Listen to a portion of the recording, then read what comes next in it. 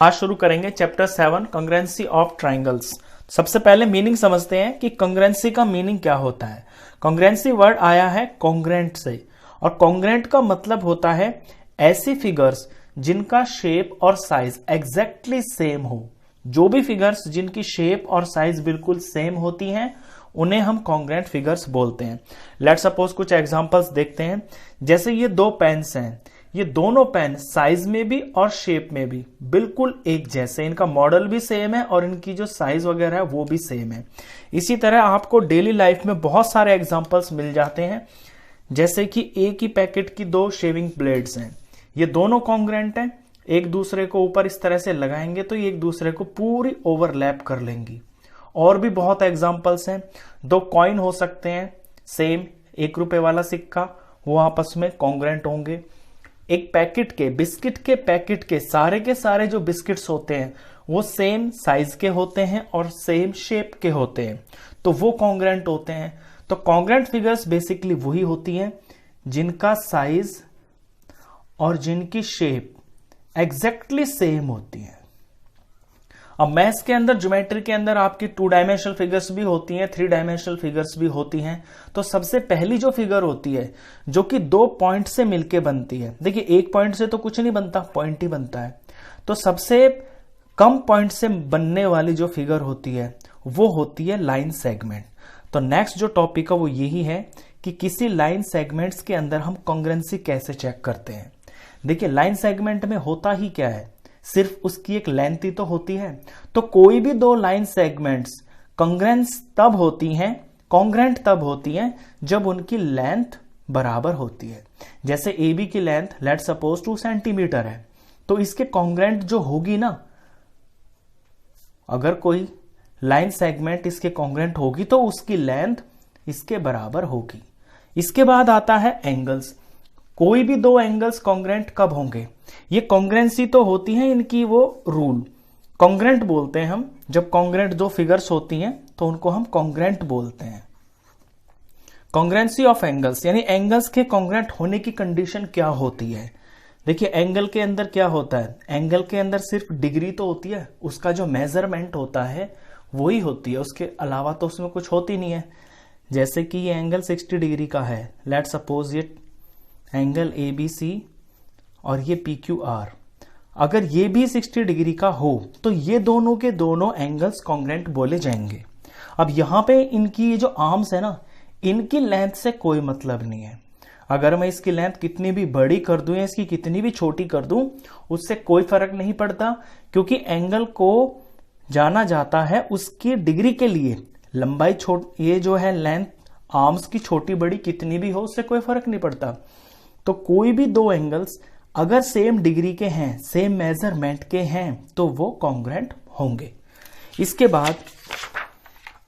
बाद आता है आपका कॉन्ग्रुएंसी ऑफ ट्राइंगल्स, यानी दो ट्राइंगल्स कब कॉन्ग्रुएंट होंगे।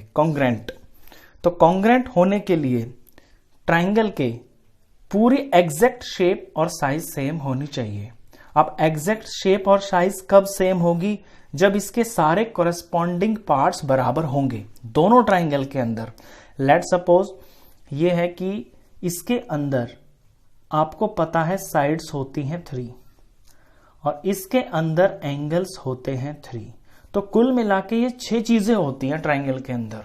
तो ट्राइंगल की जैसे यहाँ ABC और PQR ट्राइंगल है, तो ABC के 3 एंगल है, इसके भी 3 एंगल है, इसमें भी 3 साइड है, इसमें भी 3 साइड है। तो अगर ये तीनों की तीनों सेम होती हैं, यानी इसकी 3 साइड इसकी 3 साइड के बराबर होंगी, इसके तीनों एंगल इसके तीनों एंगलों के बराबर होंगे, तो ये दोनों ट्राइंगल्स कॉन्ग्रुएंट होंगे। जब इनको एक दूसरे के ऊपर हम टिकाएंगे ना, जैसे अभी मैंने ब्लेड को टिकाया, तो ये एक दूसरे को बिल्कुल ढक लेंगे, यानी इनका साइज और शेप एग्जैक्टली सेम होगा। अब ट्राइंगल्स को कॉन्ग्रुएंट लिखने का तरीका क्या होता है, लिखने का तरीका ये होता है, लेट सपोज मैं पहले ट्राइंगल ABC को ले लेता हूं और ये हमें बता दिया कि ये PQR ट्राइंगल कॉन्ग्रुएंट है ABC के। तो ये जो बीच में लिखा है मैंने, ये 2 पैरेलल लाइंस और ऊपर ये ऐसे लेटा हुआ S, ये कॉन्ग्रुएंट का निशान होता है। यानी ट्राइंगल ABC कॉन्ग्रुएंट है ट्राइंगल पी क्यू आर के। अब ये नाम जो होता है ना, नाम का इसमें बहुत इंपॉर्टेंस होता है। नाम के हिसाब से ही हमें ये पता चलता है कि दो ट्राइंगल्स के अंदर कौन कौन सी चीज आपस में एक दूसरे के बराबर है। अब यहां ABC मैंने लिखा है, यहां PQR लिखा है, इसके हिसाब से इसका जो एंगल A होगा ना, वो इसके एंगल P के बराबर होगा। क्यों? यहां पे पहला है, ये पहला है। इन्हें हम कॉरेस्पॉन्डिंग पार्ट्स भी बोलते हैं। ये मैं निशान लगा रहा हूं, ये कॉरेस्पॉन्डेंसी का निशान होता है, यानी A P के बराबर होगा, B Q के बराबर होगा, एंगल B बराबर होगा एंगल Q के। B और Q दूसरे नंबर पे है। तीसरे पे C है, एंगल C बराबर होगा एंगल R के। अब इसी तरह से हम यहां से साइड्स भी पता कर सकते हैं। AB साइड, यानी ये जो AB साइड है, ये PQ के बराबर होगी। AB साइड बराबर होगी PQ के। BC यहां QR के बराबर होगी, क्योंकि दूसरा और तीसरा लिया मैंने, ये दूसरा तीसरा, तो BC बराबर होगी QR के। अब तीसरी साइड इसकी AC है, AC ये PR के बराबर होगी, AC बराबर होगी PR के। अब यहां PQR की जगह कुछ और भी हो सकता है। देखिए कैसे, इसी चीज को अब मैं बदल देता हूं, क्योंकि नाम को ही आपको बहुत अच्छे से सीखना है कि कॉन्ग्रेंट ट्राइंगल के अंदर जो नेमिंग होती है वो कितनी इंपॉर्टेंट होती है। अभी क्या है कि ट्राइंगल ABC कॉन्ग्रेंट है, मैं यहां PQR नहीं लिखूंगा, इस बार मैं कुछ और लिखता हूं। लेट सपोज QRP है। QRP हमें दे रखा है कि दो ट्राइंगल्स हैं जो कॉन्ग्रेंट हैं, और ABC ट्राइंगल कॉन्ग्रेंट है ट्राइंगल QRP के। तो इस बार जो एंगल A है ना, वो एंगल Q के बराबर होगा। यानी इस क्वेश्चन के अकॉर्डिंग, फिगर में कोई अदल बदल नहीं हो रहा, एंगल A बराबर एंगल Q के होगा। लेट सपोज कोई दो फिगर्स हैं ABC और QRP, और ये दे दिया कि वो दोनों ट्राइंगल्स जो हैं कॉन्ग्रेंट है, तो उनमें A एंगल और Q एंगल आपस में बराबर होंगे। एंगल B बराबर होगा एंगल R के, एंगल C बराबर होगा एंगल P के। तो ये इनके कॉरेस्पॉन्डिंग पार्ट्स हैं, और कॉन्ग्रेंट ट्राइंगल्स के कॉरेस्पॉन्डिंग पार्ट्स बराबर होते हैं। तो AB साइड किसके बराबर होगी? यहां पहला दूसरा लिया मैंने, AB QR के बराबर होगी, बराबर QR। तो BC साइड बराबर होगी RP के, और AC साइड बराबर होगी QP के। अगर सिर्फ इतना दे दे आपको ये साइन के साथ में कि कोई दो ट्राइंगल्स ये कॉन्ग्रेंट हैं, तो उन ट्राइंगल्स की मेजरमेंट बिना देखे, उनकी फिगर को बिना देखे, आप सिर्फ इतने भर से ही बता सकते हैं कि इन दो ट्राइंगल्स में कौन कौन सी चीजें आपस में बराबर होंगी, कौन से एंगल बराबर होंगे, कौन सी साइड्स बराबर होंगी। यही ये जो कॉन्ग्रेंसी का जो ये निशान होता है, ये इसी से पता चल जाता है। तो ये नेमिंग बहुत इंपॉर्टेंट है। चलिए, इसके बाद मैंने बताया कि इसके अंदर 6 चीजें होती हैं ट्राइंगल के अंदर, तभी तो बिल्कुल एग्जैक्ट सेम शेप और साइज बनेगी। तो कॉन्ग्रेंट प्रूफ करने के लिए आपको इन पूरी 6 की जरूरत नहीं पड़ती है। क्या होता है कि कोई भी 3 चीज, मतलब ट्राइंगल की 3 चीजों से ही, अगर कोई 3 गिवन चीज है ना, उनसे ही हम बता सकते हैं कि वो दोनों ट्राइंगल्स आपस में कॉन्ग्रेंट होंगे या नहीं होंगे। अब ये जो 3 चीजें हैं ना, ये अलग अलग क्राइटेरियाज में डिवाइड है, यानी कुछ क्राइटेरियाज बनाए गए हैं जहां पे 6 की जगह आप सिर्फ 3 चीजों की नॉलेज से ही बता सकते हैं कि कोई दो ट्राइंगल्स कॉन्ग्रेंट होंगे या नहीं होंगे। उन्हें बोलते हैं criteria for congruence of triangles. चलिए, अब उनकी बारी है। नेक्स्ट टॉपिक यही है कि ये क्राइटेरियाज क्या होते हैं। तो criteria for congruence of triangles, पहला जो क्राइटेरिया है ये है SSS। ये S side, S side, S side, ये साइड्स के लिए डिनोट किए गए हैं तीनों S। अब यहां नाम से ही पता चल रहा है कि दो ट्राइंगल्स के अंदर 3 साइड की बात की जा रही है। तो पहला क्राइटेरिया है, सबसे आसान क्राइटेरिया है। 2 फिगर्स देख रहे हैं आप यहां साइड में, यहां पे एक ट्राइंगल है ABC, ये ट्राइंगल ABC है, और दूसरा जो ट्राइंगल है ये PQR है। अब इनकी साइड्स पे ध्यान दीजिए, यहां पे एक साइड 5 यूनिट की है, यहां पे भी एक साइड 5 यूनिट की है, यहां पे एक साइड 4 यूनिट की है, और यहां पे भी 4 यूनिट की है, यहां पे एक साइड 3 यूनिट की है, यहां पे भी 3 यूनिट की एक साइड है। यानी इन दोनों ट्राइंगल्स के अंदर साइड साइड और साइड के पेयर्स आपस में बन रहे हैं, यानी बराबर बराबर हैं। तो जब भी इस तरह के दो ट्राइंगल्स होते हैं ना, जिनमें बराबर बराबर साइड्स होती हैं तीनों, वो दोनों ट्राइंगल्स आपस में कॉन्ग्रुएंट होते हैं। अब इसे लिखने का तरीका क्या होगा, नाम इंपॉर्टेंट है, तो देखिए ABC, पहले का नाम आप आंख मीच के कुछ भी लिख दो, आपको तो ध्यान ये देना होता है कि इसके हिसाब से अब इसका नाम क्या होगा। तो ABC कॉन्ग्रुएंट होगा ट्राइंगल। आप क्या सोच रहे हैं, PQR? बिल्कुल गलत, PQR नहीं लिख सकते।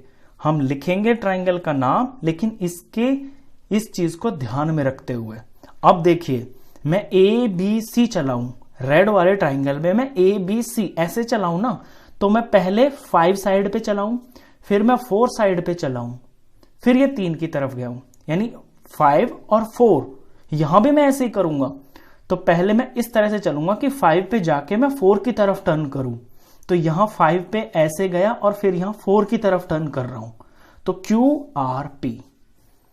QRP ये लिखा जाएगा। ये होता है नाम का इंपॉर्टेंस। ऐसे ही नहीं है कि आपको जो कुछ भी दिख रहा है वो ही लिख दोगे, नहीं, जो ट्राइंगल आपने पहले लिखा है उसकी करस्पॉन्डिंग के हिसाब से ही आप उसका नाम लिखोगे।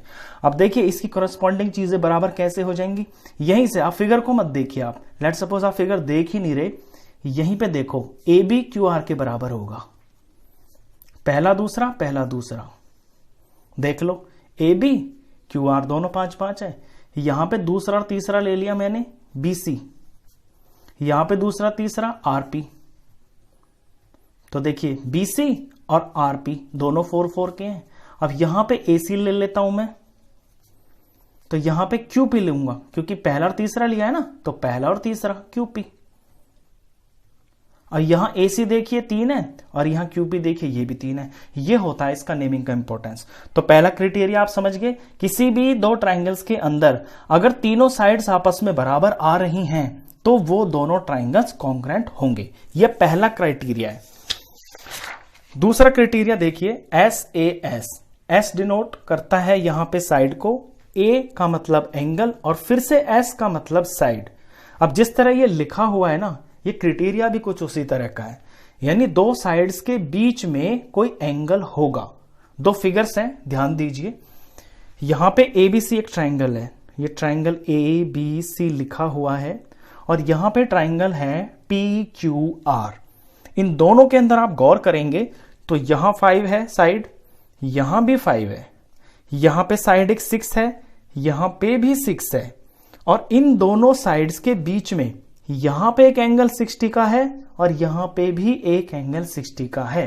तो आपने क्या ध्यान दिया, यहां पे आपने ये देखा कि दो साइड्स हैं, दोनों ट्राइंगल के अंदर वो दो साइड्स हैं आपस में बराबर है, यहां 5, यहां 5, यहां 6, यहां 6, और इनके बीच में जो एंगल आ रहा है वो भी बराबर है।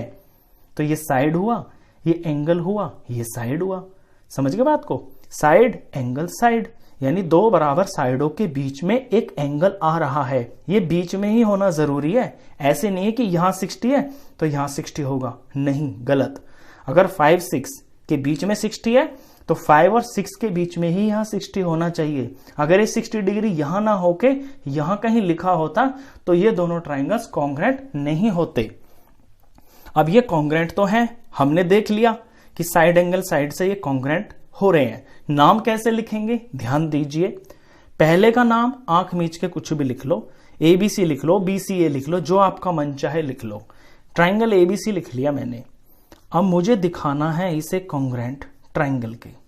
अब इसका नाम PQR नहीं लिख सकते, ऐसे ही नहीं कि आंख मीच के कुछ भी लिख देंगे। हम ध्यान देंगे यहां पे कि यहां हम किस तरह से चले हैं। देखिए ABC, यानी हम पहले 5 पे आए, 60 के एंगल पे टकराए और फिर 6 की तरफ गए, तो बन गया ABC। अब वही चीज हम यहां करेंगे, हम ऐसे चलेंगे कि पहले 5 वाली लाइन को कवर करें, फिर एंगल पे पहुंचे और फिर 6 वाली साइड को कवर करें। तो इस तरह जब कर रहे हैं हम, तो हमें P से चलना पड़ रहा है। यहां 5 की तरफ आए, 60 एंगल पे आए और फिर 6 साइड की तरफ चले, तो PRQ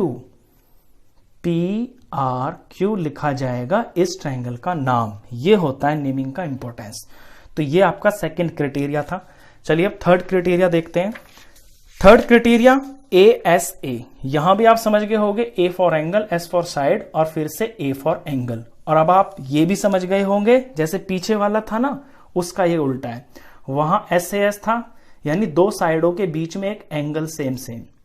यहां ASA है, यानी दो तरफ एंगल होंगे और उनके बीच में जो साइड होगी वो सेम होगी। फिगर्स पे ध्यान दीजिए। ट्राइंगल ABC और ट्राइंगल PQR। यहां देख रहे हैं आप 60 का एंगल, 50 का एंगल, यहां 60 का एंगल, 50 का एंगल दोनों में है।